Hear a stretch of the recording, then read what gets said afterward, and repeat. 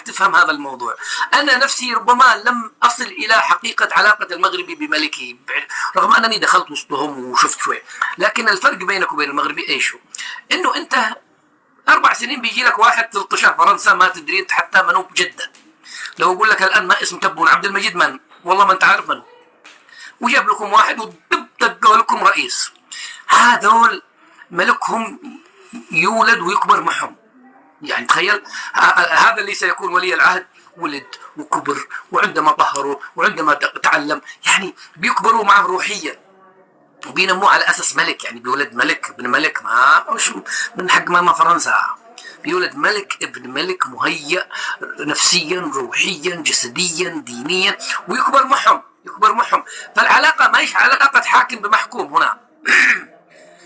أنا متأكد إني قاعد أقول لك كلام أكبر منك ولن تفهمه، لكني مضطر أن